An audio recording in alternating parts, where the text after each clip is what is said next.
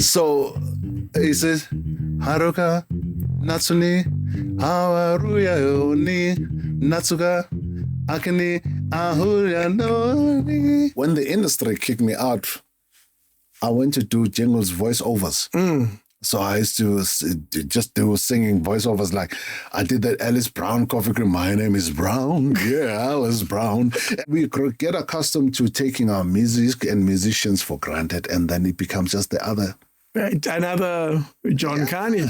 John Carney. Yes. Guys, stop calling South African musicians locals. Local is like if you're a guy from Prapan and you're only playing around Prapan. Local.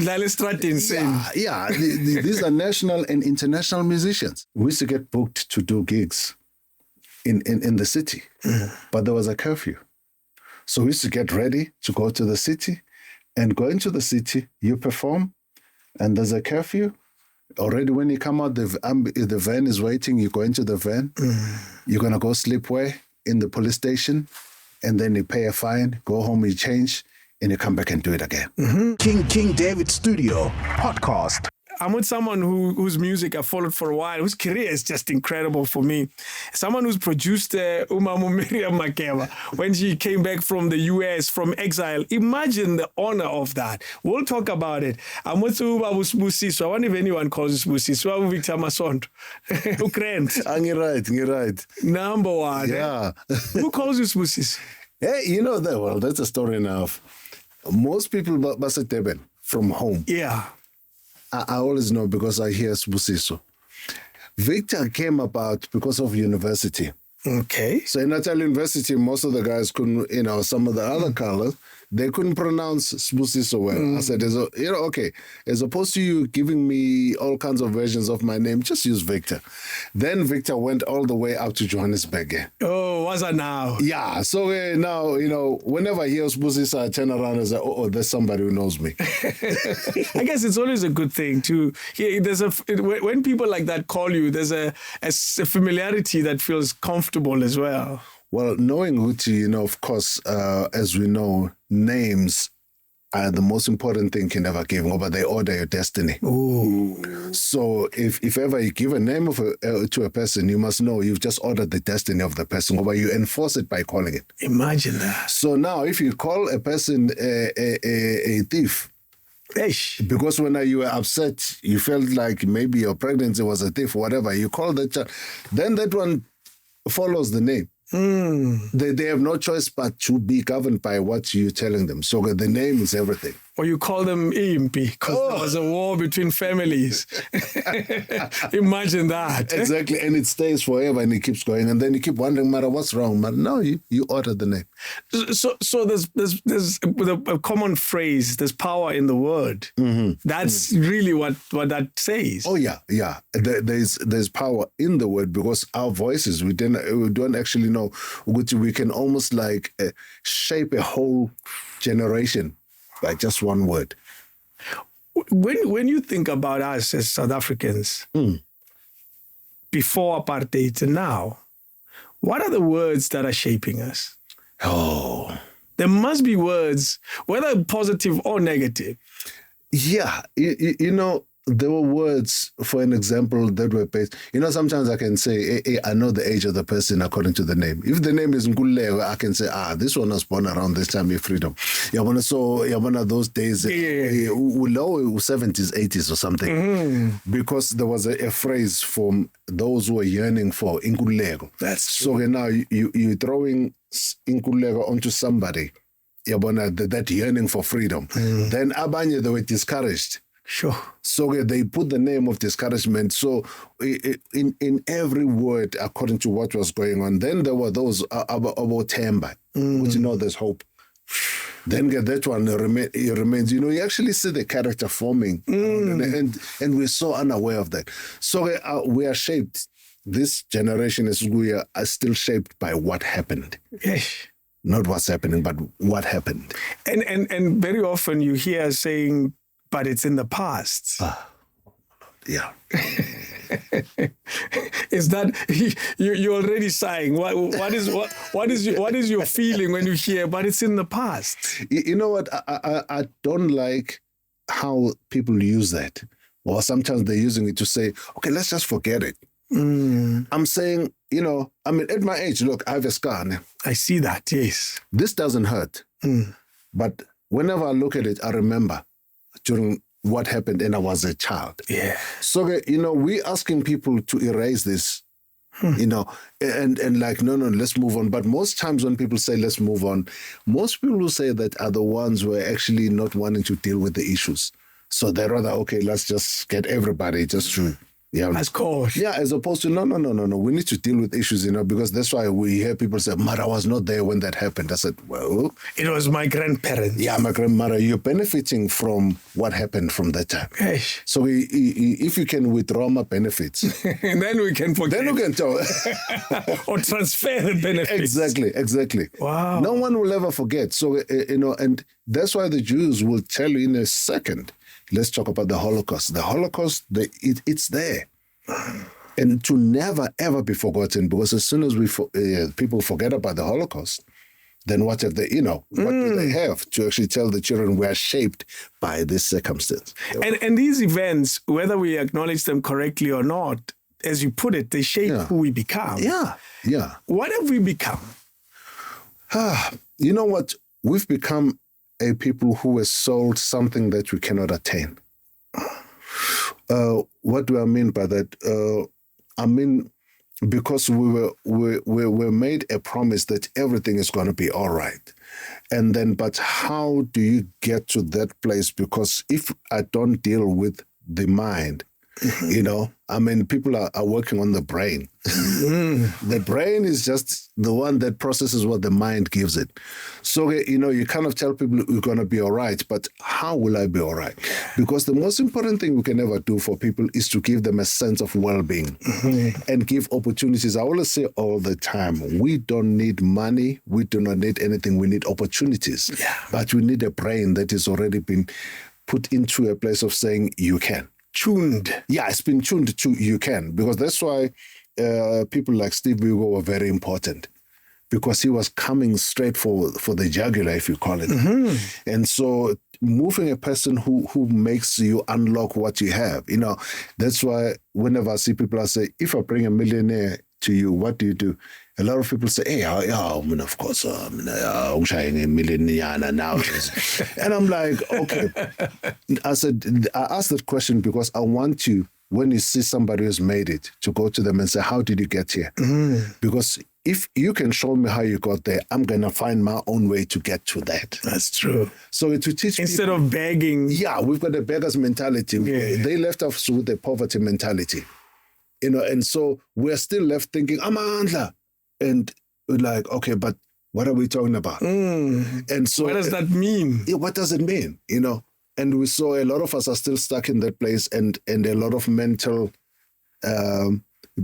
people think about segregation only, and they think about apartheid. No, apartheid was made to be something that alters the mind of how you think, to see yourself as a servant, to see yourself as not who you're supposed to be. To see that the one who has money as someone to fear. Exactly. Someone to be afraid of, someone to beg from. I did a radio show a few days ago, and I asked a simple question. I said, is there anyone in the family that, for whatever reason, niyamsaba lo muntu in the family? Yeah. And they mentioned umalume ubani, but it's the reason for the fear that was rather interesting for me. They said unemali. Yeah. Do you see how it was already divided as so much, that mentality of apartheid? Yeah. I must say, I'm so grateful about the father that was my dad. Because my dad helped us to feel like we have everything. And he used to make sure he makes a comparison, which you can be rich all you want, but if you're not wealthy, you have a problem. So in other words, rich means I can put you in a desert. Because if we both go to a desert, the very rich one and the one who's poor, the only thing that's gonna be a determining factor is who has got the mentality to know how to survive. Yeah. And guess what? The money one knows how to press a button, get rid of that, and the one who's been struggling has learned the ways of how do I get out of the situation? Yeah. So, it's that fine balance of actually trying to make sure that we understand what we need as opposed to what we want. Because I've never seen a truck in a funeral, one of those money trucks. I've never seen them to take the money with the guy. I know. You die, you leave it here. We've never seen. There would be a cash heist at the funeral. This is a kutuzimani. Yeah, because But you have an emalia. Yeah. You die, you leave it here. So that's why the most important thing is between being rich or being wealthy. You need to determine between the two. Yes. And follow the path that will keep you when you do not have money, but you're still happy. Tell me about your dad. What's his name? My dad's name is Themba Daniel Masondo. Themba is short for Themba Linomvuzo. Which means hope gives you rewards. Okay. Wow. So if you keep hope alive, the rewards will follow. So it's almost like if you want, if you're calling hope to yourself, it feels like any and everything around you starts to channel yourself. It's like you've just ordered, you've just spoken out there and you say, God, order this universe to deliver to me. Well, but once you've got hope, then we can talk. It falls into place. Yeah, but if you lose hope. There's another reference to a name that reflects reality. Yeah. Did he live up to that name in some way? Did his life reflect that name? I only found out how deep that name had become at his funeral. Now, I knew that my dad was some kind of a big deal. And a lot of people respected him. Well, he showed me that respect goes further than being feared. So my dad, politicians, they respected him. They were fighting over him. In fact, I had the late Mangosuthu Buthelezi, who was saying, when I want to hear. And my dad was saying, if I fall under one, then it means I'm alienating the others. Me, I have a message for everyone. Whoa. So call me to every single, whatever political party or any rally you want me to go to. Yeah, I will go there. But when I go there, I'm not there to back politics. I'm there to back people. I'm not wearing your T-shirt. I'm not wearing your T-shirt. Yes. I'm definitely going to go there. And what I'm going to do, I'm going to make sure you want me to open because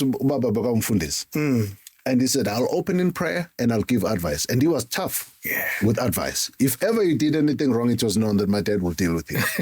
So he didn't have, and then I found politicians were influenced by him. Then I found musicians were influenced by him. Yeah, my talk. Lapo, there's another thread because, for an example, one of the best musicians, the legendary Sandile Shange, there's a thread, Lapo, because my dad influenced him, and Sandile is the one who influenced me and sent me to university to meet with Darius Brobeck to join. Do you know that name comes across quite prominently in your story? Oh, yeah. Sandile Shang. Oh, yeah. I don't want to lose focus, though. Yeah. I want to stay with the dad. Yeah. Yes. And also, Babu Joseph Shabalala. Whoa. Babu Joseph Shabalala would always open his mouth and say, if it wasn't for your dad, your dad took me from 0 to 100, and I'll be like, wow. So you were talking about the ladies with black mambazo. Because Ubaba used to tell them, no, come through, you guys. You've got a bigger audience. I want you to also reach out to the church. He bring them to his, but at the time, we are not church.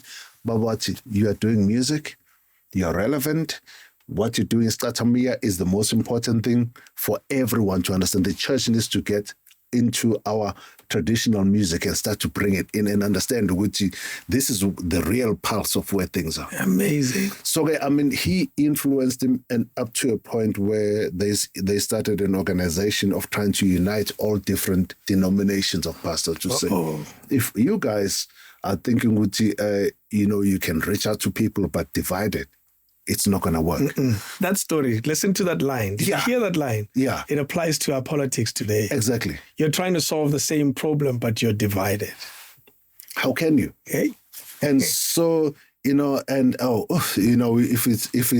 we're going to talk about my dad, and then he went even some of the top radio announcers of the day, they would all follow him. All of a sudden, I looked up mayors, you name it. When the funeral was announced, there was a man from, one of the biggest, the first mega church, you can call it, Pastor Pengo. Okay. Who started Back to God Crusade. It was the biggest. Yeah. They called him the Billy Graham of South Africa. Yeah. Ubaba was this close to him. Amazing. So now, so much that when Baba dies, he was out overseas, said, don't bury that man without me. And then at the funeral, we had to switch from a church and go to the cinema. Yeah, my daughter. Why? Because, it's too small. It became too small. And then a cinema, all of a sudden, then police came from everywhere, traffic cops. They drove a number. They say, guys, why didn't you tell us? You've got a mega funeral. But, but it's our dad. But check what's happened. I'm a taxi industry, he had influenced it. The guys stopped their taxis and they said, we're going to take people for free to the whoever needs. Whoa. I'm a taxi. Everything, because he was involved in the taxi industry. He was just one of those unite. And so, and then I'm finding out more. Then all of a sudden I meet some white guy from, there was another man who came from the USA. He said, what's your name? I said, I'm Sbusiso Victor Masondo. He said, Masondo, has that got to do with a man called Temba Daniel Masondo? I said, that's my dad. He looked at me, his eyes got red. I said, what do you know? He said, I know your dad. Wow. I'm like, okay. There's a monument here. So, I mean, this, he was larger than life. And then his whole thing was like, jazz is the music, my boy. You want to play music? Play jazz. He taught me how to play, actually, guitar. And I played one of my first tunes, was one of his jazz tunes, of which that's the one I'm intending to record. Oh, you haven't recorded that melody yet? No. I sat back, I was like, we have to do it soon, man. Yeah, I know. Listen, we can speak about my dad here for it will take you out. There's something that comes across through about him. Those larger than life characters that unite everyone. You've already mentioned that, but probably not even aware what he's doing. He's merely living his life. What was your impression of him in that regard? Was he intentional about a lot of things that he was doing, or it was just the way he was? My dad was so driven by the need to make people's lives better. He was so passionate about it in such a way that I was to look at him and think, man, we do not even have the money and all those things, but hey, why are you throwing such energy? And my dad had this whole thing with, he wants to invest in people. He would not leave you until you become the best. Wow. He would pursue you until you become better than best. It's as a son to such a man. Yeah. Don't you walk around with the misfortune of having to live up to his legacy? Look, I mean, I always get people that say, you remind me of my dad, of your dad. And I'm like thinking, in what manner? Because I know who you're talking about now. Now that I'm at my age, now I understand who you're talking about. But what part of it? And he would just say, when you did this, this and this, that was your dad. And your dad had a passion. His passion was unite those who have a common goal. and let them, people should come from different denominations, different political parties. And the first thing you would say, what's common ground? What do we both agree? Do we agree on the weather? Yeah. Okay, can we mount all the agreed upon things? So by the time people are sharing the agreed on, tension goes immediately. There's no one who's come there as a I am so and so. All of a sudden, egos dissolve. Yeah, because now we find out, also you like that. And then all of a sudden, there's a camaraderie in the room, and then you watch people just gravitating towards each other and forget their differences. Wow. So much that before he died, in his deathbed, he looked up and smiled. He said, look at this. I have a Presbyterian minister. I've got this minister from this church, I've got this one.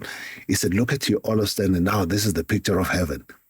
And then he pulled Dr. Joseph Shabalala to the side and he said, you know this song you wrote? Kodwa wengxekile mngani wengxekile kodwa wengxekile uzokwenze njani lo muntu onqike kuya amaefa. But Joseph freaked. He said, no, you're not going to die. What you're leaning too much on me. You're leaning. What will you do when this man you're leaning on dies? I won't forget that when Bob Joseph Shabalala was like, no, you're not going to die. Hey. And he said, no, I know I'm going to die. I've already seen it. Yeah. It was a car accident that he had, and he stayed in hospital for 2 weeks. Doctors couldn't make sense of how he managed to live not even 1 day extra because the accident was so bad it had crushed everything. They're like bones had pierced, hearts, livers. They said that it was a mess. How did you manage to live another day? How did you manage to live for all the time? He said, I was not finished. I needed to speak. So, it's... Yeah. I imagine that time, those 2 weeks when he was around, he must have spoken. He spoke a lot. I mean, the whole world knew about him. The whole world started to understand what their future is all about. The whole world was converted. Everything and everybody. So, I mean, even I'm a nurses, no doctor, and everyone was very, very much like, wow, we've never seen a man like this. And I'm thinking, cheers. And it's not like I'm praising him because, he always maintained the human part. I'm human first. But he never walked into a room and commanded, you need to respect me. He used to walk into the room and people would just gravitate towards him. Incredible. Yeah. I called a friend or two of yours, and I'll tell you later who it is. and his friend said, he's unapologetically Christian, this man. Make sure that you acknowledge that he's unapologetic about this. Is it Daddy's influence? It's Daddy's influence. And, I'm so, because I'm the kind of person who actually saw the practicals of what it is that he believed in. Okay.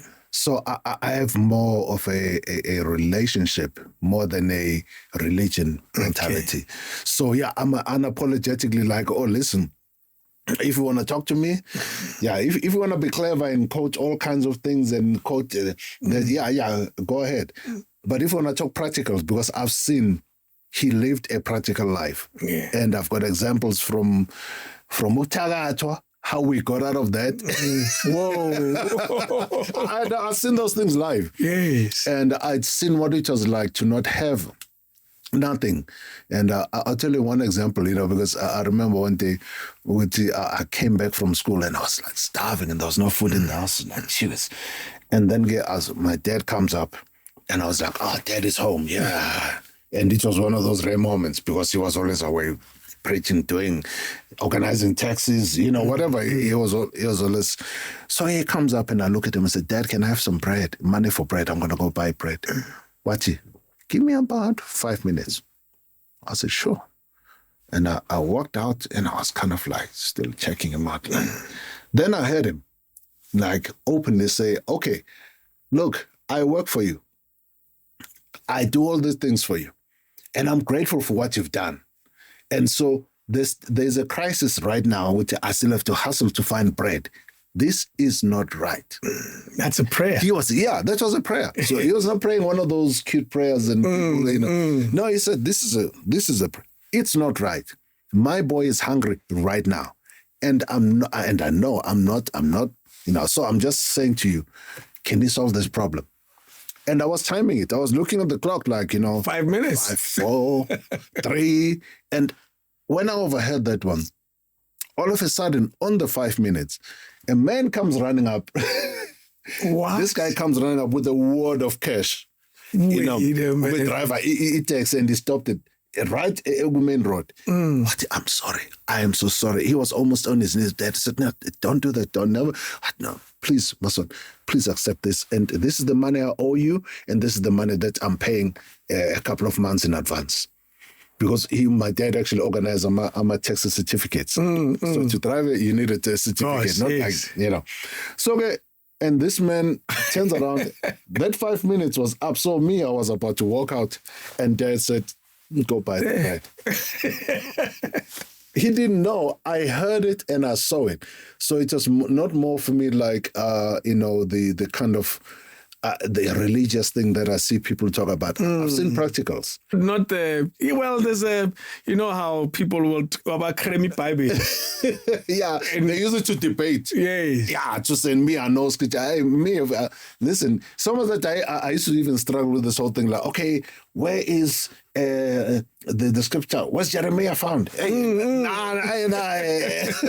of that stuff. It's the practice of the word. Yeah, it's a practice of what makes it practical. Yeah. So that you don't grow with the, you read, but you're always inquiring to say, listen, help me and make sense of this, because by the time you read English, Bible, and it has been a translation of a translation from a translation of a translation of a translation. So now you having all those translations in one go. It's almost like if I tell you a joke, and then I'll be telling it 10 years late. Yeah, I'll tell a joke as Zulu, but that joke came from, it was an English joke. Oh, yes, Vend. Yeah, now look at it. It's changed. So now you try to edit. So I'm not criticizing, but the way the Bible is written, it's a translation of translations, and there's some nicer translations. But if you do not have the practical, you don't know what to do. There are people who would say, we hear you, Masondo, we understand that the word is your dad's prayer. Let's go to that moment. Yeah. Where then there was a solution. The dad didn't even know you were listening to his prayer. No. However, there's someone who's saying, I've been praying, my man. My life is not changing. Yeah. I'm going through a hardship that is beyond me. I don't know what to do. And I'm praying every day, every minute I pray, but my life is not changing. What would you say to someone like that, who takes your example? I would tell that person there's an appointed time for everything. Yeah. So, because what happens sometimes, if whilst you're still praying, whatever the problem is weighing heavier on you, you don't see your way out. So what happens is that the problem becomes a object of your focus and maybe even quality of object of worship. Because now you're stuck in this. When you have a problem, it's like you say, here's the problem. I know it and I acknowledge it and I'll put it right here. So I need to start preparing for what happens after this problem. Okay. So once you're ready for the solution, then your answer comes. But most times we spend time here. We stay here. We become more bitter. So even if your prayer gets answered, it doesn't help you. But you won't even see that now this is the answer. Oh, no. So, because you're stuck in a place where you're still trying to fight, whatever. And I understand it because, listen, whenever things are hard, they're hard. And it's the perspective. Yeah. You're inside the mess. You cannot see anything else. No, if you become the problem that you're facing, then you're stuck because we need to remove you from the mentality of the problem. And then you start to see, okay, after this, then what do I do on the outside? So the trick, I guess, if I understand you, is to step aside it. Yeah. And look and be the spectator of the problem instead of the participant of the problem. Exactly. I tell people sometimes, sometimes I answer, have you ever seen that pole vault, guys, and they look at it and they run with the pole, put it in there, you jump high, you hit the pole and the thing that drops down. You don't stand there because the pole is too high. What do? You say, put it back up and then you must go back. So now why are you going back? Because you're saying, okay, I know where my mistake was. Now I'm focused. Now that I'm focused this way, okay, now I'm going to, okay, let me see how I should do this again. So other people are going to stand here and argue, no, but this polo's not right. No. Okay, once you're still arguing, people are going to deal with you and try to help you out where you are, but you're wasting time. True. Take a step back. And look. And just refocus, take a deep breath and say, okay, I messed up. How do I go back? If it means you need to go back second, 3, 4, whatever time, but there is an appointed time. That one is guaranteed. and would you, using the word guaranteed, would you say the solution is also guaranteed? Exactly. Yeah. The overcome is also guaranteed. Yeah.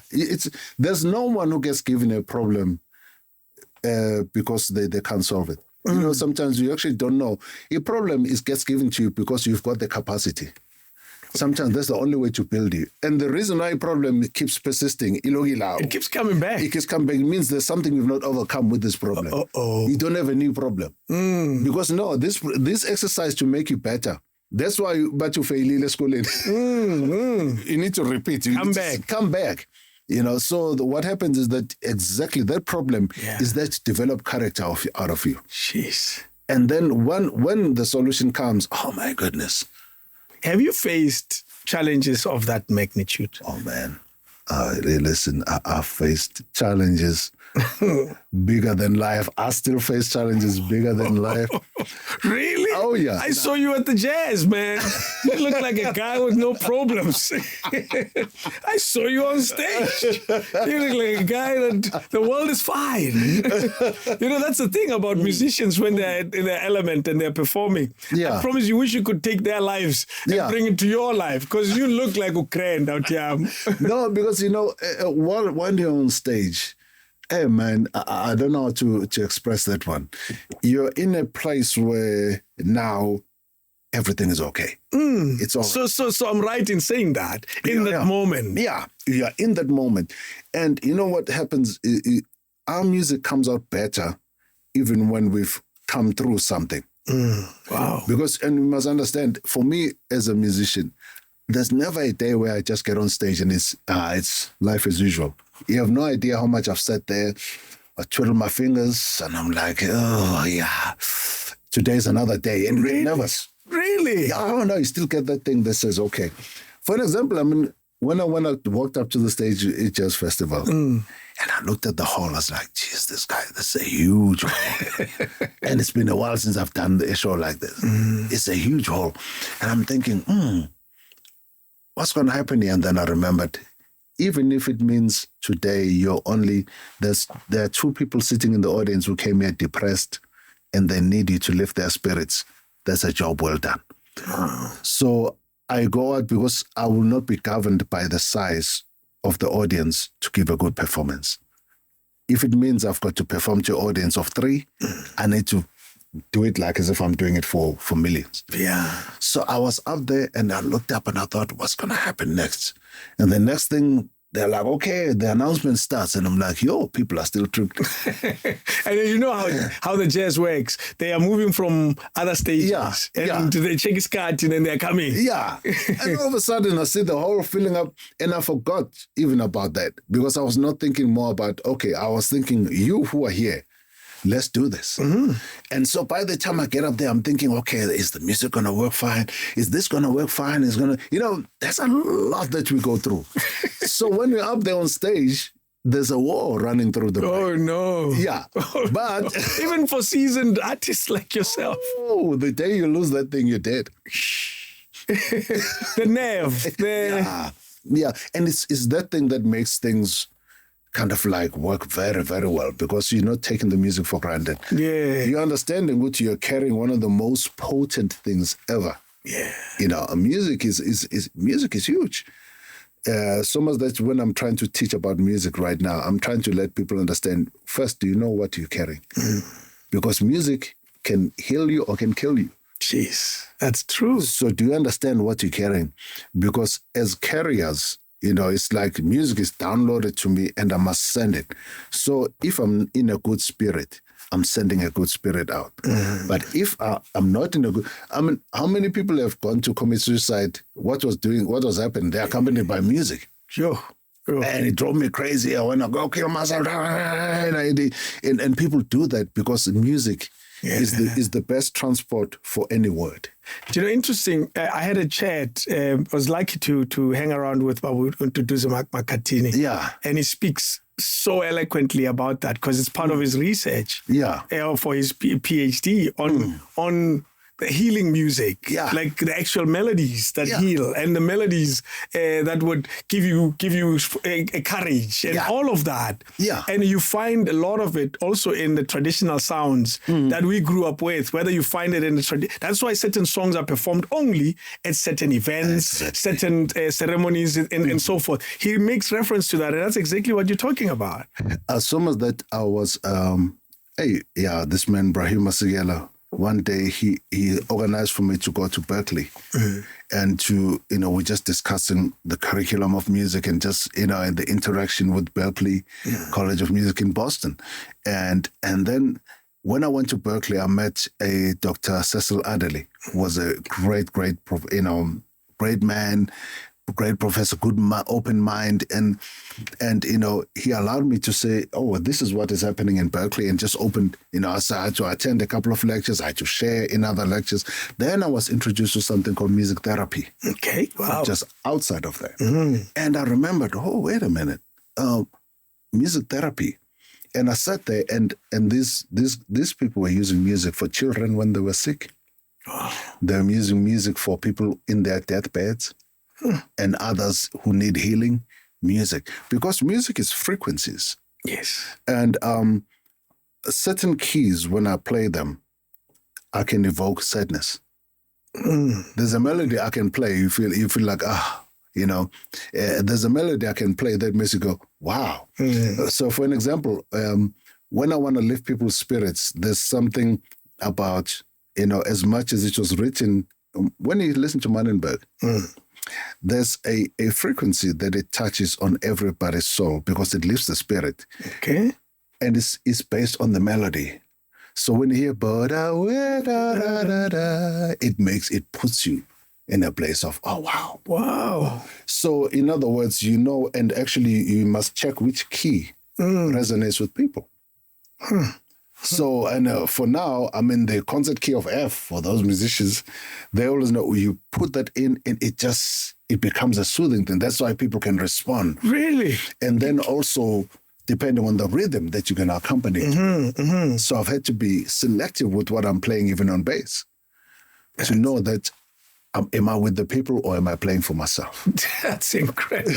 There's so much that goes into this. Do you know what? Well, you brought your bass. Yeah. We might as well. Well, let me show you this. There.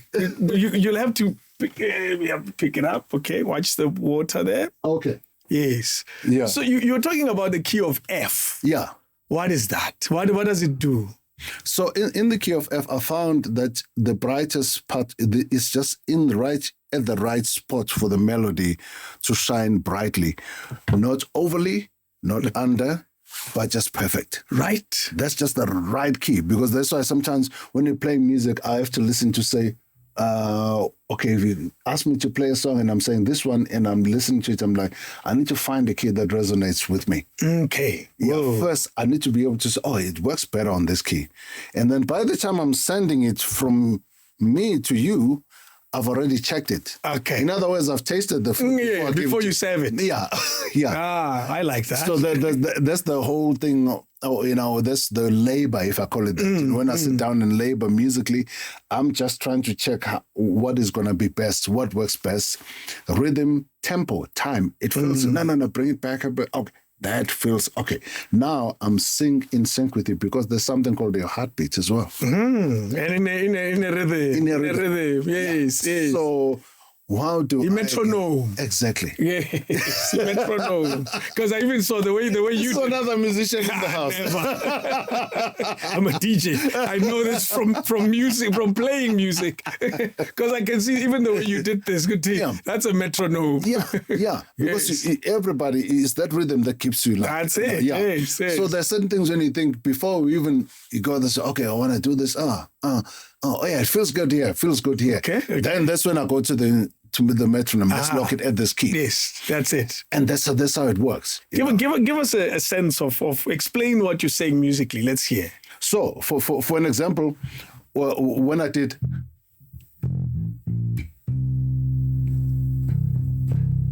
Yeah. So I'm just setting you up because this one makes you go, dun, dun, what's going on?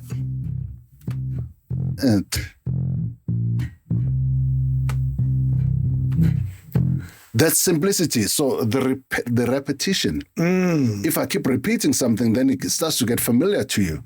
Then you feel like you need to participate as well. The brain registers it. The brain says, we're good to go here. And then we are pretty dumb. We're pretty dumb as audience. Yeah. And as soon as that happens, and then when you get used to and when I feel like, okay, now is the right time, then you can cue saxophone.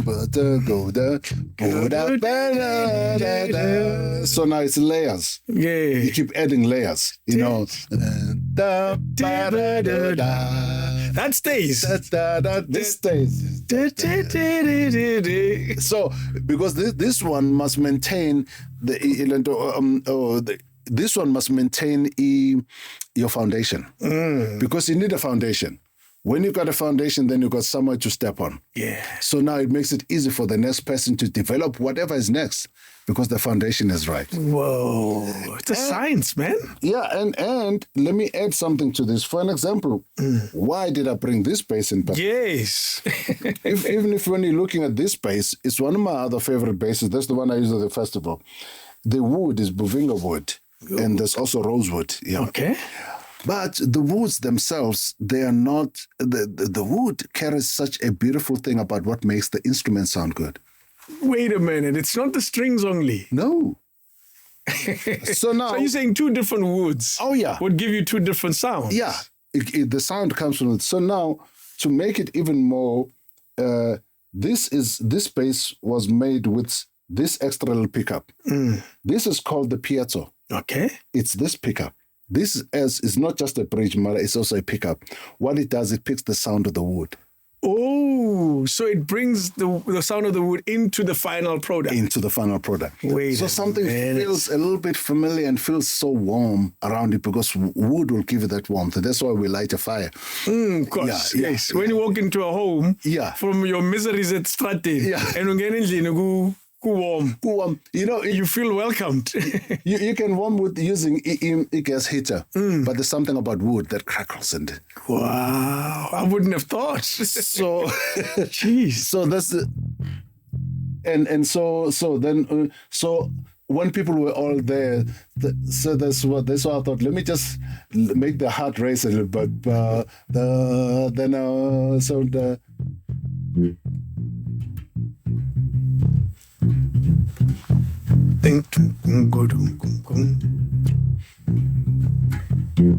Now I'm getting you to people now. Let's move a little bit forward. You're increasing the tempo. Yeah, and I'm increasing the tempo. Yes. And then when I feel like we all well there, then I back it and I get. Say, let's come back down. Yes. So it's music. By the time we finish playing, it's a whole science. So, and that's why I try to get people to understand, get deeper into the science of music. Yeah. Just try to find out, you don't have to be too clever, but just ask a few questions. Why does it make me feel this good? So it means a person who's in hospital, they even sometimes, people when they're lying there in hospital, there are times where they say, can you turn the radio off, please? Because you're giving them something at that time that doesn't resonate with them. That's it. It's almost like we need to fill hospitals with healing music. And, music must be appropriate with what is for. Yeah, and you find even yourself when you're either listening to the radio or you change, the song comes and you normally like it, but not today. not today. Yeah. Yeah. Today it's not connecting. Today I'm not with this one. Yes, because I must understand also the mood you're going to be in. We are made up of moods as people. The one day, that's why there's a Japanese song that I got to learn when I was in Japan that speaks about seasons. Mm-hmm. That says, winter, turns to, and it keeps spring, then spring to summer. It says, then you're going to be okay. Depends on the season where you are. Yeah. So it means when it's winter, accommodate winter. Dress warmly. Okay. When it's summer, but it was a song of hope to say you're going to be all right, and in fact, David, I'm going to send you that music. Do you remember it? Oh, you did? Yeah, no, it's a whole recording. What? Yeah, it's a recording. I produced an artist in Japan. Her name is Miss Toki Kokato. She was more like what Mamere Makeba was to South Africa, to Japan. Wait a minute. So, and that song was recorded by a group in Japan. They call themselves the Gospelers. And there's a musician who's one of the most prolific writers, music writers. His name is, they call him Tetsuya Murakami. He wrote that song, So when I heard that song first, I heard it in a different version. And then I thought, no, man, this song needs a bit of a reggae type version of music. So I reproduced the song that way, and it became our big anthem in Japan. So that's amazing. Do you remember the melodies?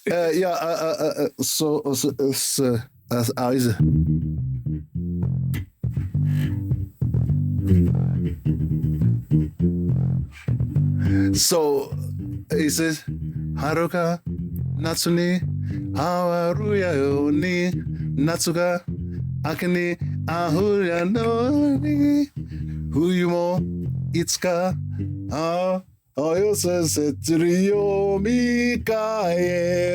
Yomikaeru is the big one. This you will be fine. Okay. So it's summer turns to spring, Oh, yeah. Talking about all the seasons. It says the seasons change. Yeah. So I put that rhythm underneath, and then all of a sudden the song started to bounce.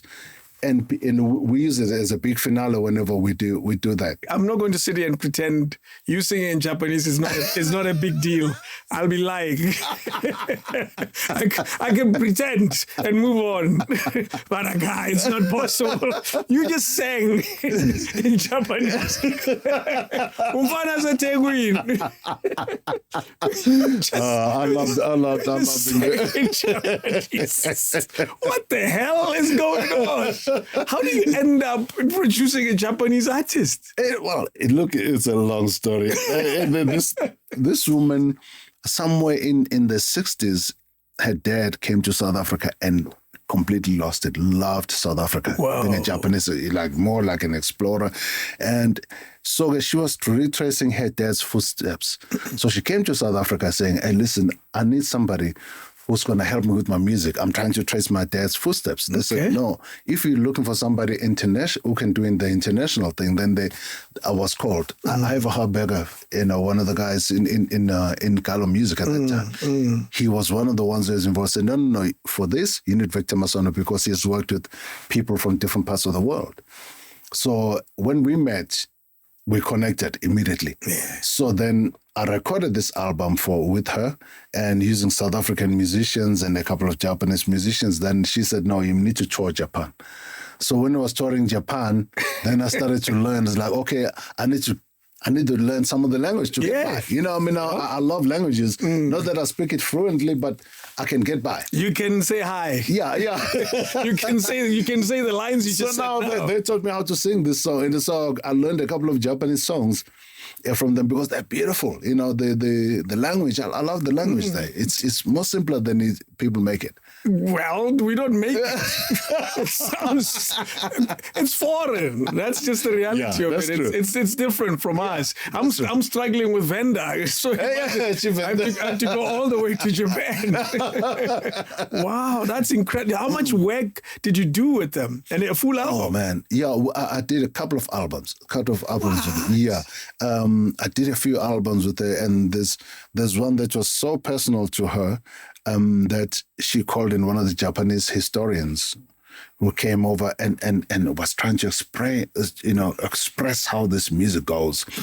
And I remember he said, this song, before you play it, think about rowing a boat. Wait a minute. So I'm sitting there, I'm thinking, wow, okay, this music needs to feel like you, but because for them, even when they do everything in Japan is an art. So being in a boat, you're about to fish and how the rhythm, the music, the water and all. So when he put me in that space, I had to think. I was like, okay. Let me see if I can interpret that. Now it was a challenge. Yeah. Because I was like, man, how do I meet this challenge? Because so when I started throwing out different types of music, when I saw him smile and say, you got it, I was like, that's the biggest achievement. A lot of people did not know. For me, it's like, oh, I've achieved that. Okay, because you had to translate that phrase into a sound. Yeah, I did. I produced 3 of her albums in Japan. Incredible. And those albums, I still listen to them up to now and I love them. What style of music is it? I know it's what when you had to tell it to us. But I did a song, you're quite. What style of music was that? If I can, it's a mixture of Japanese melodies because they are very, very specific. And she wanted me to do something that kind of like becomes more universally accepted. Okay. So a lot of it sounds more like pop, but when you listen deeper, you kind of like, this is not pop. What else am I hearing? And then I had to use some Japanese instruments as well. So there's an instrument that's really a Chinese instrument called the eru, but the Japanese use it a lot as well. And I had to use some flutes. They're called the shamisen flute, and all the different sounds, just incorporating it. And when I listened back to that album, I was like, wow. I still play it at the end. I had Isaac Njali on drums. Wait a minute, just go back home. Yeah. Hey, son. No, he was traveling with me now for that. What? And Themba Mkhize. Sure. Yeah. You're not playing around. You're not playing around. So the first recording I did, they were always my first call. Ubra Isaac with Stimela. Yeah. Yes. Yeah. Yes. He was an amazing drummer. Oh yeah, he was a great human being. I used to throw him everywhere. He used to be like, Masondo, I don't play this style of music. I said, Isaac, yeah, you're a drummer. Just play whatever comes to mind. No, but I won't be playing. I said, don't give me more excuses. The reason why you're here is because I know you have. He used to look at me and said, hey, when I asked. And the next thing he plays is feeling like, oh, this makes sense. I said, no, I do not have it must be a jazz drama. No. I always think, okay, this one is not used to this style. I wonder what they will sound like on it. So I'm like, you're a good musician already.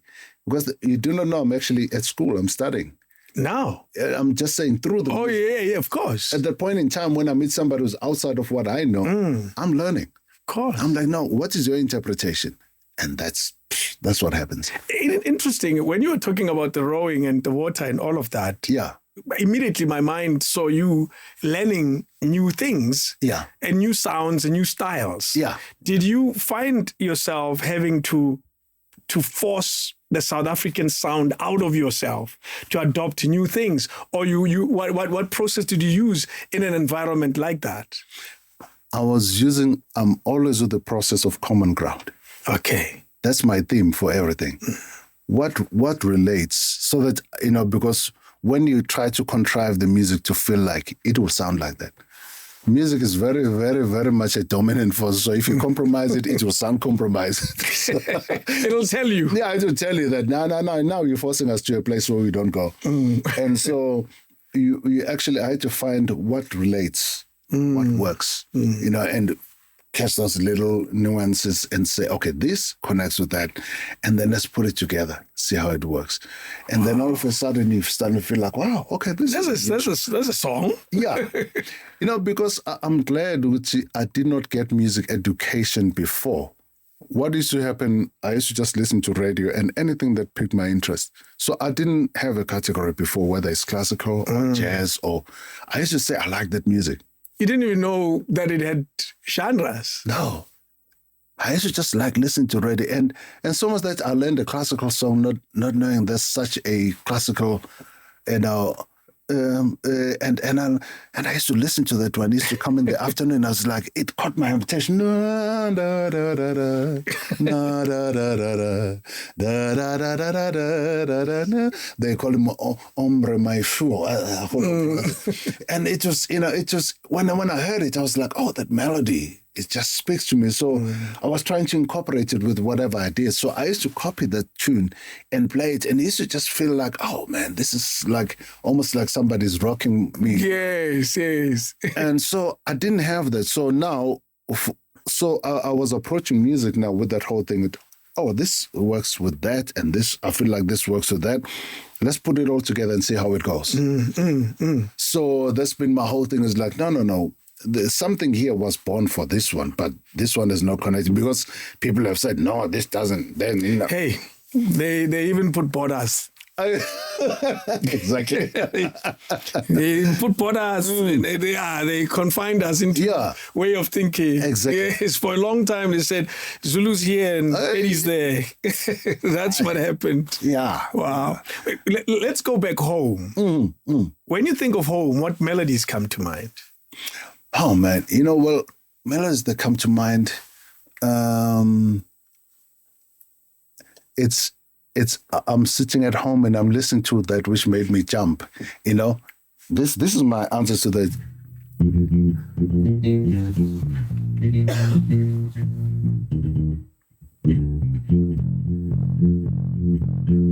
That's my Satin mode. Yeah, I can hear so that. That's the first time when my first music piece that I started playing, I was playing my Satin, my Tela Queens. Wait a minute. I used to love playing that.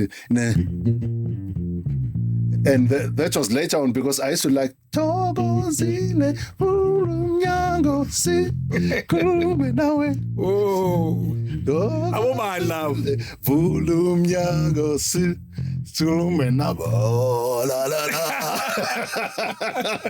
I'm a hotel queen. Oh yeah. Oh, Matlati. Yeah.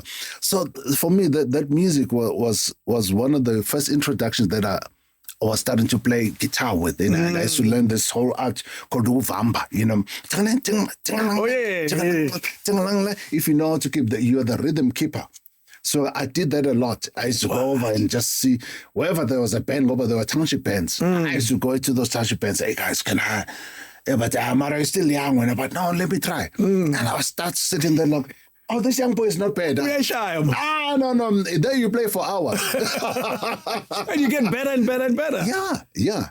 Because as a kid, that's all you need, repetition. Yeah, repetition. Yeah. And was the instrument brought to you and introduced to you by someone, this particular instrument? The guitar was introduced to me by my dad. He used to have, he had a nice old guitar. The name brand called President. I don't even think it existed. And then he had a Gibson as well. So I used to watch, and I used to look at him and think, because I was not allowed to just touch instruments. But my dad would always be, one of those moments he'd come back home and he'd be so sleepy and tired. He'd call him, what's this? Yeah. I'd come over, he said, open that case. I said, the guitar. Pull it out. Oh, wow. Grab that guitar and I sit next to him and say, play me something. Just to play, and then I watched my old man just go to sleep. Wow. And then I'll be like, okay, well, I'm playing for myself now because he's falling asleep. So I stop. When he stopped, he opens it. I said, why did you stop? I said, oh, Dad, I thought you were sleeping. He said, you're helping me sleep.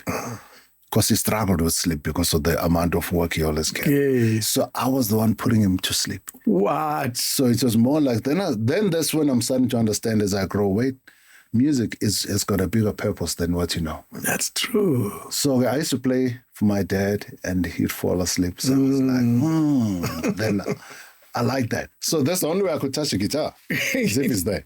I hear the family was a family of musicians. Oh, yeah. How many siblings? There were 4 boys and 2 girls. Okay. Yeah. And we grew up mostly as 6 because the last but one, it was born 10 years later. Oh. He's the youngest. So you, for a while, you were no goopy. I mean, I was the last but one. Oh. I was supposed to be the last one. Yeah. And so he for a showed while, up 10 years later. For a while, you were the last born. Wow, utunjana, as they call it. Didn't last forever. No, it didn't last long. 10 years later. And It's not bad. I like the phrase when my parents said, "We don't know what happened." I said, "Are you sure?" Because I walked in on you one day. Listen to that. Naughty boy. We don't know how it happens. Wow. So my eldest brother played bass, and my other brother played drums. And then there goes me in between everything. And then my sisters, they were all singers. Jeez. And my mom sang and also composed music. And I found out later, my mom was the first one that I saw. She composed a commercial for an old tea brand called Target Tea. She wrote a whole jingle.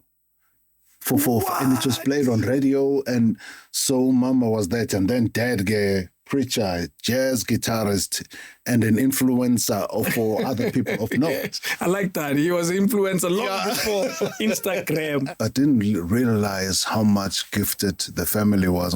Every night there was always something. Every night we're jamming something, we're singing something. Everything was put to music, including when I was in trouble. There was a song that said, "You're in trouble." So we did everything, I mean, sometimes even my elder brother would even annoy people when he's going to the toilet. He'd sing a song of going to the toilet. And people said, "Hey, when I'm on, it's your business what you're doing up there." But when I'm on, stop doing that. Wow. But everything was always put to music at home. So we're always a musical family. And so that kept us going. But who amongst the elders was seemingly enforcing that state of mind and that reality? It looks like everybody, just more my dad was the biggest instigator. Yes. And then my mom, yes, was even a bigger instigator, actually. Or to think of it, Mom would always keep that thing going. And it's only later that I found out how much Mom was the one who woke up first and went to bed last. Hey. Through a soldier. Every single day of her life. And, because you think about it, you've got 6 children. So it means 8 people altogether. And Dad is a pastor, so it means pay is bad. It's survival money. Yeah, Mom was my teacher, actually. Mom was a teacher. Okay. And it so happened that accidentally, Mom didn't have anyone to look after me. She couldn't afford to pay somebody, so she took me to school. And then, first year, I was too young. But then I just ended up, she gave a test, my slate. And I asked my mom, I need a slate. So Mom ended up buying a slate just to keep me busy. So she gives a test and I pass it there.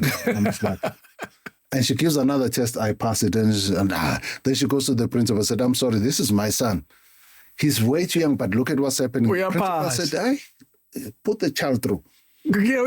So, yeah. So, Mama, she was always just influencing, singing something, putting something. And when you find out Mom that was a way of even keeping herself going.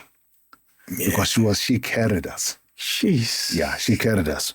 Dad it's like a lion family. A lion family, the males are out patrolling, making sure everything is okay. But the ones really bringing the food. It's the women. Mom improvised, man. We used to have money come out of nowhere. Mom would just improvise. One day she went to a butcher and said, "You're throwing all this lamb fat here. No, don't throw it. Put it in a plastic for me." And so people just check all this excess lamb. They said, "Oh, you're saving us from throwing." I said, "Don't worry." Mom would bring all of that lamb fat, season it, and refry it. And it became chips. Good, listen to that. So she used to have something called a matong. Early in the morning, there was a big queue outside. People are waiting for my son. Mom would sell a matong. All those things, all of a sudden, here's money for school, here's money for school. Wow. We went through school. that way. Mama was the most resourceful. Amazing. I think the story you're telling, a lot of black people will tell a similar story about a woman in the family. Yeah. It's an inherent character in a lot of I will say this deliberately, in a lot of African women. That's why you find a lot of them are very enterprising, but it's survival enterprise. It's not big business enterprise. Yeah. At that level, it's a stingsalog. That's you find that a lot. What does that tell you about the African woman? The African woman, oh man, now it's another time. Because the African woman is the one who kept things. I used to say that, for an example, when my mother passed on, I said, it felt like the walls of the house were taken away from me. Oh no! Because when Dad died, it felt like the roof was taken off. Yes. So now the house. Oh no! It felt like the house was just laid up because I missed the hugs. And then I found out, I'm the person who hugs people because it came from my mom. Mom would hug, comfort, and do all those things. And then she knew where to find what. And Ubaba used to just, come over as a soldier. He hustled a lot. Yeah. And that's why I'm saying he was a pastor, and then he was at my taxis and all those. He was everywhere to say, I need to supplement the income. Dad would just come and just say, drop everything, said, here on the table. And but Mom made the house run. Mom made us feel like we're having 7-course meals. But yet Mom knows how to improvise and get this and put a little bit of this and put a little of that. Wow. And then we're all like good to go. And Mom is the one who could crack codes that even some doctors couldn't. For example? Yeah. One day I had a splitting headache. I was not known to be sick. I had a splitting headache. And the doctors couldn't tell what was going on. They took me, they examined the they checked everything. Umawati, can you check the eyes a little bit? And then the doctor looks in the eyes and said, wow, okay, something is happening in the eyes. Okay, maybe, but we need a stool sample. They said, okay, go to the toilet, my boy, and try, but don't flush. I couldn't go to the toilet. And Mom said, I know exactly what the problem is. Oh, no. And the doctor was like, okay, but you need a sample to test what's going on. Mom said, okay, do you have sunlight soap? Well, she takes the sunlight soap, boy, I'm sorry, my boy, this is going to hurt a little bit. Stuck it up. It's paid. Yeah, it's paid. Yeah. I then just waited a little bit and said, okay, go to the toilet. And all of a sudden, I released the sample. Then they say, it's worms. Wait a minute. The doctor said, oh, thank you. We're looking for this. Oh, now I see, this one has got worms. They just bought a worm syrup, and all of a sudden, I was free. That's amazing. Mom cracked the code so easily and so quickly when nobody else, everybody else. Doctors were dumbfounded. They were dumbfounded. And Mom just said, no, here's the code. So, Mom was everywhere. You had a problem somewhere, Mom had a solution. Do you know, interesting, you speak about this warm description of Mom, and I think a lot of us have that reference. Yeah. Have that very warm experience of a household because of this one woman in the house who's sometimes very stern and strong, but very warm. Because Mom was also a disciplinarian, but her discipline was always different. She never shouted. She never raised her voice. She'd be like, no, come here, sit down. When you did this and this and this, it didn't work out for that. So please try and make sure you correct that. Yeah. And then when I went overboard, then Mom would actually go to one of the places that I didn't want her to go to, but she said, okay, Dad will deal with this. Uh-oh. I'll be saying, please, Mom. you do it. Let's see. Dad is heavy-handed. Please. No.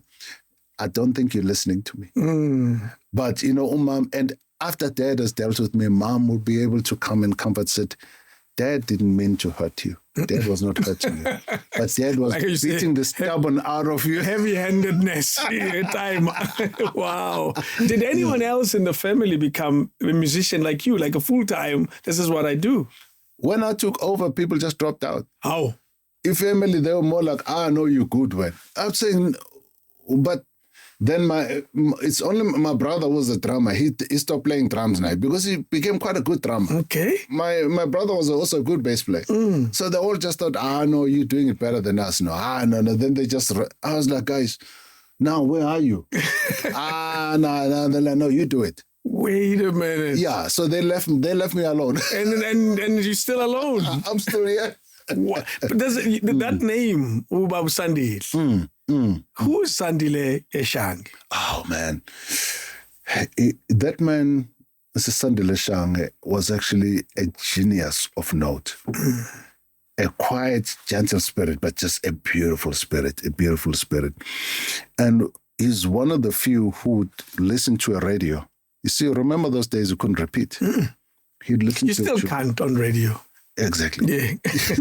That's the beauty of it. He would listen once, and when everything was finished, he said, and go to the guitar and play it. What? One day he memorized the whole classical piece. Classical. And maybe that's why I got this whole thing of like mixing everything. He would just come and I would watch him just playing this classical. And he had one of the best voices on guitar. He was very economical, because guitar, kuna chords that you can play all over the place. I used to watch him stand in one room and just revoice everything. Really? And everything would be like magical. But in one tiny space. In one tiny space. He was very economic.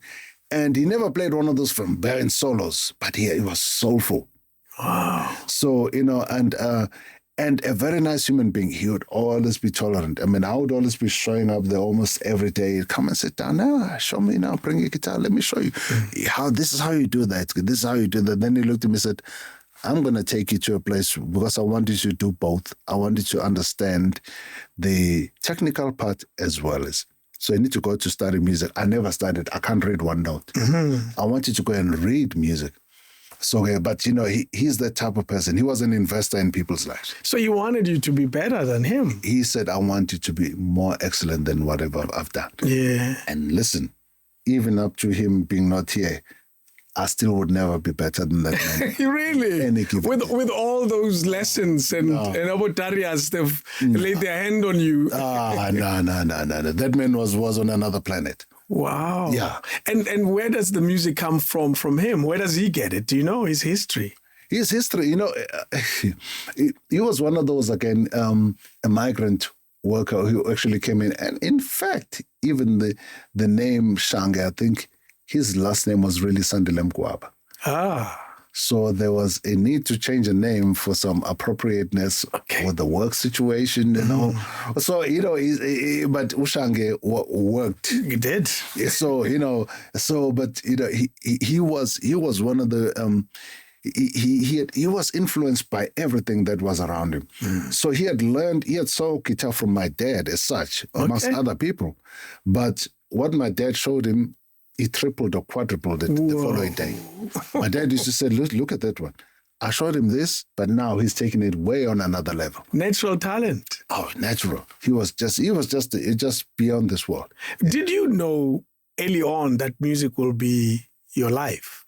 Like, that's it and probably nothing else? I think so. I think just before, because my dad, before he died, he managed to see me on stage with a bass guitar. Okay. Because I'd wanted him to see me.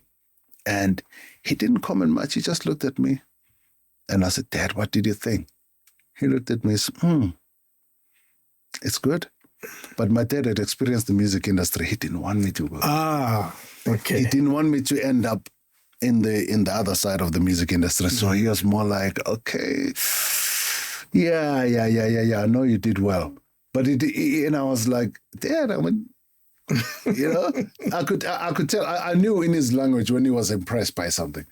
I knew it. I knew then. I was like, okay, music is my life. Also, there's a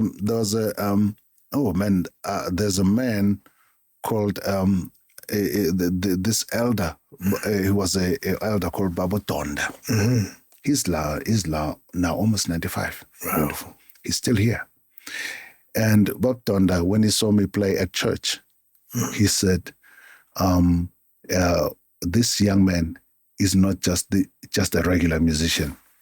He's a minister of music. Whoa. When he plays, something is going to happen to people. Something is going to happen. So there's something different about this. He's not just an entertainer. So they got together as a committee when it was time for me to get funded for Natal University. My dad is not there. There's 9,000 rand needed to be paid. 9,000 rand was covering 3 years, by the way. 3 years? Yeah. Damn. Where was I? My mom struggled with the same university. And look at you. And so the whole church, Assemblies of God at the time said, no, listen, we're sitting here as a committee, but we can't authorize money for music. I mean, it's just music. And the committee, the guys were in majority. But Donda said, I don't care what you guys say. Not only that his dad labored here, but I'm going to overturn this decision because you guys don't get it. So he became the majority and made sure that I get the... Bulldozed the system because he believed. Yeah. Then I went to Natal University. They paid my whole fee. Now the pressure was on me. But here's an interesting thing about that line you said. Yeah. We can't pay for this. It's just music. Exactly. That phrase... Was it a phrase that was carried by most people around you?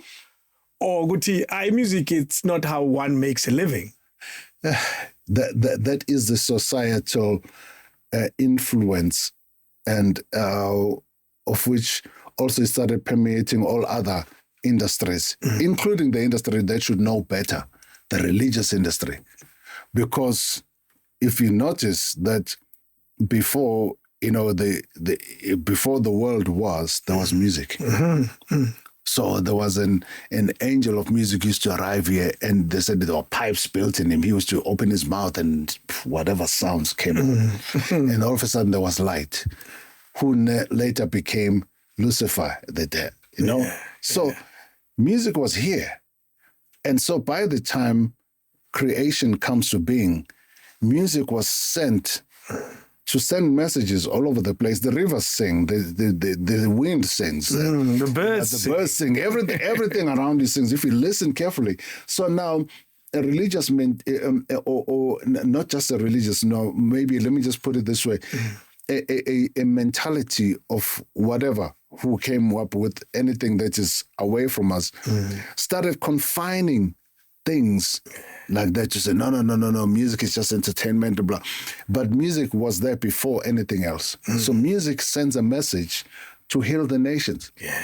But now music is confined into being saying, no, that's why when I played guitar, one of the guys used to say, hey, really? Yeah. How does the devil's rib sound and dance? Hey, they call it imbamba because you're playing like this, like as if you're playing your own ribs. But, the whole idea of how music came from and what music is, that's why I'm saying music is a monument I highly respect and I'll never take for granted because I'm a student of music. Absolutely. Music is teaching me every day, because I used to think I know it. Music disciplined me. Amongst family members, was there a consistent encouragement? Because when a child says, you went to university in the 80s. Yeah. When a child comes to the house and you study music. Yeah. At yes, you're lamba mosla. What conversation was had in the household about your choice of career? First I had to convince Mom. Mama was a fan of everything I did. And Mom wanted to know, so I know you want to do music. Tell me how you're going to sustain yourself. I said, Mom, I'll go to university and get a certificate. If things go bad, I can go and teach music. I can be a music teacher or whatnot. Okay. Then I'll relax. But the biggest fan in the whole thing of my music was my late sister. Okay. She just passed on from COVID. No. Those COVID days. Anyway, and my sister was always the one who was so influential. She used to say, Esposiso. She was loud. Esposiso. I just heard you. Hey, the tracker ring of Madlingos. The tracker ring of Madlingos. Yeah. I heard that bass. I know it was you. And our listener said, yes, man, I wrote that song. Wow. Yeah, yes, Esposiso. I could hear you. She would be my biggest fan. And whenever I do any live gig, she was sitting up front, and she would make sure that everybody understands that, listen, this is my brother. Well, I think we all need fans like that. What do you think it did for your career, having a number one fan? It was always that one thing of knowing that at every single corner, there's somebody sitting there for me. She believed in everything that I did, and dare I say also, one of the biggest influences in my life was a man called Baba Mzimela. He was Bishop Mzimela later, who was also mentored a lot by my dad, and in turn mentored me. So he was the one who I play something, he would be like, hey, because he played guitar himself. Okay. So, the first television appearance we did, he was playing guitar. What was it? What you remember the show? We did that old show. It was a radio show called Ukholo Lunje. Oh, I don't even remember. on probably TV1 or something. TV. At that time it was TV2. Yeah. Religious studies, and it was done by also one of the family members, Iba Pengu, and he was the host. Wow. And then at that show, they one day featured us as the family. And my mom was on the show with a big deal, man. Yeah, I can tell. We drove in a Kumbi from Durban to go and stay at the Century Plaza. Etrope. Yeah, we stayed in a hotel with the biggest deal and we're on TV. The biggest deal in town. Wow, man. I mean, you go to Century Plaza now, they're going to rob you. But anyway. Times have changed, man. Wow, so those days were pretty special. Oh, yeah. So that's why even in the album that you're hearing, I've got lots of dedication to all these people. Just say, no, I've dedicated the album to my dad and my mom in the memory. And then different pieces are given to different people who influenced me. It's incredible, actually. Here's this gentleman, Darius. Oh, yeah. What role has Darius played in your career? Darius came over to South Africa, and Darius introduced jazz and introduced us into university as such, and gave us a platform to be able to be processed as musicians. When you say introduced jazz, he introduced jazz at school as a formal subject that should be taught and learned and certified. Yeah, it needed to be. At that time, I was studying BMAS as such. Okay, what is that? Of music. Yes. But I couldn't even kind of qualify rightly so because it's just jazz. Okay, so it was incorporates classical as well, and to make it kind of like sound like it's. But at the time, Darius was struggling himself with the powers that be. They were still not recognizing jazz as. So I was like, but then I put up a concert one day. I said, you know what? And we used to have lunch hour concerts in Natal University. Okay. And that lunch hour concert was reserved for classical musicians. So one day I was like, can I? And it was still myself in Natal University. And I had Nick Payton, who had, come from classical and to jazz now. And then there was Melvin Peters on piano. He was studying classical piano. He was now going to jazz. So I was there with those guys. Then the following year, this one, Zim, Yeah, Zim Nawan. I know he's, yes. And so, as those guys, so Darius made it, in a way that it could be incorporated and then to fit within the educational structures. And so he worked very hard. Now, there we go with the musicians who couldn't afford to pay. Some of the musicians used to stay in his house. Jeez, because he was trying to get this thing going. Yeah. Even myself, I must say, before I qualified for Natal University, I used to have Mark Doobie, who became my bass teacher as such. Mark Doobie was the one who said, hey, listen, I need to teach you. And so when he was teaching me, I started to feel like, this thing is too much. I was trying to skip. Really? So this thing is too much. What was the struggle, though? Look, studying music now, I must go through notes. Before I could just play. Now, all of a sudden, now his music is on paper. And I'm like, what is this? No. Oh, no. I became like a child. The formal education. Because you knew how to play. I wanted to play. And so this formal education was kind of like, but I'm starting to feel like, okay, I'm starting to learn. Okay, it's getting better. But so I decided, Mark, maybe I need a whole, because I was given a crash course to get into Natal University. In Natal, in university level, you start with a theory of music at grade 5. Okay. So there's grade 1, 2, 3, 4, 5. Then it goes all the way up. I had not even grade 0. Yeah. So I had been with the family on Mtunzi number, by the way. So they were playing piano, and I met Caesar, who was the eldest. And Caesar was showing, so they were saying, no, these are chords. Oh, okay, this is called D. So this is how this works. So I started to learn, these are chords. Oh, so this is a chord. Oh, this is So then, by the time I was going to Natal University now, I had to learn how to, so Mark Doobie takes me through that process and say, okay, now let's get you to theory. Theory A, and I had about maybe 4 months left before, of which I needed more than that, way more. When he started me, he booked me the exam. He said, I'm booking grade 5 exam. I said, but Mark, maybe give me more time. He said, if I give you more time, I'm going to lose you. You're the type that will escape.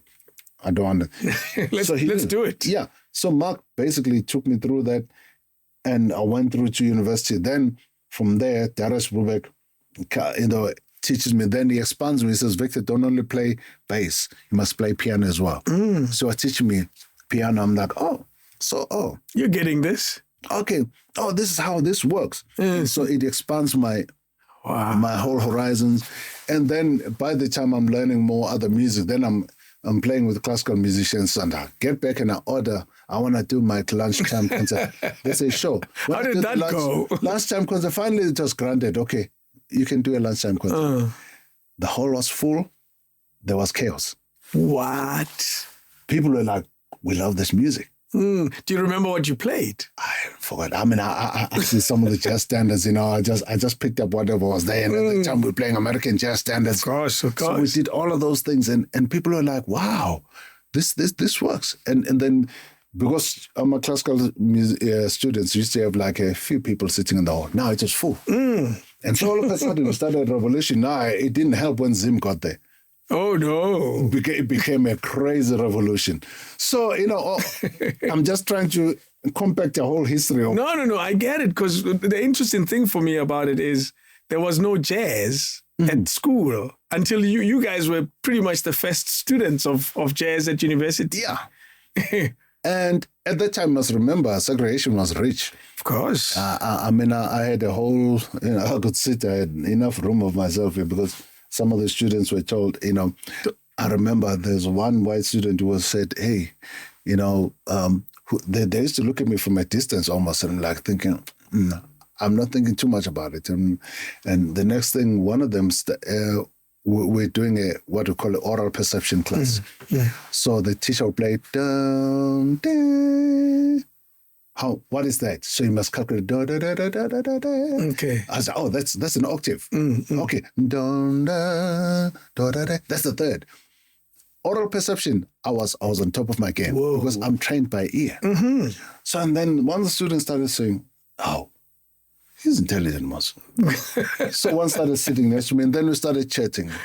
And they said, so there's nothing, you're normal as people of... I said, yeah. It's an interesting thing. What did you think they thought of you before that moment? The one of the students said, my dad used to tell us that you guys are like monkeys. Maybe, that you may be hiding a tail. I said, listen, you want to see if I have a tail or not? Because I'll be able to show you right now. But as a party trick, I'll show you my tail. But, it was a way in which I started seeing how people were actually misinformed. Yeah. So I was like... It continues till today. Oh, yeah. Yeah. So I was like, okay, well... Yeah, I don't have a tail and I'm like you. I'm normal. And so after that, then things started changing and people were more like, wait a second, there's something different here. And so then the whole culture of mixing with each other started, and then, And as musicians, you would expect that to be a lot easier to mix. Yeah. Yes. No, and music united. Because now the difference was classical musicians started looking at us like, these guys are free. They can improvise. Because them, you remove the paper, there's no music. You put the paper there playing, you remove it, no music. Imagine that. So then I remember we did something very naughty with them. Well, if lack of a better word, we decided, because they always said, I want to play with you guys, I want to play. But whenever we used to play, I must write parts for them. I said, okay, we have a concert for you guys. Come through. And they're like, oh, okay. Did you write anything for us? We said, no, we'll have chat. But you guys can read anything. It's very simple. You'll find it on the stage. They're more like, oh, it's a bit rough, but we can do that. Yes, and don't worry. So they go on stage, we put papers, not them. But there was not, it was blank. And they're there. The concert is on. We're playing. And they're like, what's the music? And Zim turns on and says, play something. So what should I play? So no, play something. Because we used to do a concert, myself and Zim, without even rehearsing it. We just go on stage and say, let's create something on the spot. Wow. So we said, we're creating on the spot, so you better create. Come along. Play something. We play this scale. Play that. And all of a sudden, from stiffness, they started thinking, well, we've got nothing to lose. They started doing things that they're scratching. And you couldn't get them off the platform now. They were so excited, like, wow, this is freedom. Wow. Because they got to find out these instruments are waiting for them to not do the one thing they know. It's an interesting thing that, to think and this may sound critical, that the classically trained may be rigid based on that example. Yeah. And those that are studying jazz, and there's a level of freedom that may allow you to become even a great musician. And was that truly the observation? Yeah, because, jazz was based on freedom of expression, you name it. And then classical was like play what was played note for note. Don't deviate from it. Don't change. Don't add anything to it. So they're even told you must play this with feeling. So breathe, and when this one feel like this, and I was like, guys, I this is too much. You can't be doing this one thing over and over again. And so but you need to find your expression. Do you still write with notations? I still love to do that. Really? Yeah, I still love to do it. There's something about pen and paper that's just so intimate. So the melodies would be written before you play them? No, it's because most times it becomes the other way around. I hear something and I write it, but because also these days, all of a sudden I've got my laptop and I've got my music program. I put it through and then I remember, somebody else needs to play it. Then these days I print it. But there are times where I just sit with a pen and a paper and just start writing. It just feels natural. You hear, so in that sense, you're hearing the melodies, but they're on paper. Yeah, now the melody comes and I must put it on paper. And as I'm putting it on paper, there's something so intimate about that other piece of wood called a paper, by the way. There's another wood. And I'm writing wood to wood. I'm like, wow, this is nice. This is nice. I mean, I still have some of the old music that I wrote on paper. I still kept those words. That's amazing. There's something precious about them. They're a piece of history as well. A piece of history. They are kind of like changed, dim in color. But whenever I pull it out, I remember where I was, what time I was doing that. Incredible. Yeah. I hear Darius's dad is also special. Oh, yeah. And that man, he spent time, he really took time on us because when we went overseas, he organized a concert. Were you still students? Yeah. So I playing with Darius's dad, Dave Brubeck himself, and I went to his house and I sat on his piano and I played on his piano. We slept, all over his house and he started one by one, and I found out he was more like a dad more than anything else. He pulled me to the side a few times, said, I was listening to you play. So, you know what? Because you remember I asked you, can you solo? And you said yes. Because I found that you've got a good sense of rhythm. I was like, good sense of rhythm. And I remember, I've got that from home. So good sense of rhythm in jazz. What is that? So he kind of planted seeds in my head. He said, you know how to accompany. And when it's time for you to go to the front and shine, you can do it. So I was like, wow, man. That's interesting. Also remember that. He planted seeds in my head. So I started to think, that's why when I'm on stage, I know how to accompany. So for an example, I've written this whole album. If you listen to it, the dominant force on this album is the piano player. Yeah, not you. Yeah. Not the bass. I was there to just accompany because that's what the music needed. Yeah. And my saxophone players were Sisonke Konti, So I'm laying a platform here because that's what the music needs at that time. Yeah. So, so to learn how to accompany and know when it's time for you to step to the front, step to the front. That's why there's an award for a supporting actor. Exactly. It's not only for steering. No, because also the steering would never be there without the support. There you go. Yeah. So you're able to say, I'm part of this. Yeah. Wow, man. So, but that conversation, did it make a difference for you long term? Oh, it did. It did. It shaped how I see music. It shaped how I process music. It shaped everything. Yeah. Because it helped me see, this is how you do that. And then all of a sudden, we're going to the National Association of Jazz Educators, and there it gets crazy. Because all of a sudden I'm looking around, these are all these jazz musicians that I've seen from a distance, Jeez. And I thought, wow, this is nice. This is really great. So now I'm able to see, I saw the Rufus Reid, for example. Rufus, not everybody knew as a bass player. And I'd read I've used his bass books to study. So I'm looking at him like, the book. Thank you for the book. He said, you like it? It makes it easy. Oh, thank you. I'm like, wow, he spoke to me too. Wow, man. And that was just the beginning. And that's probably a first flight out of South Africa.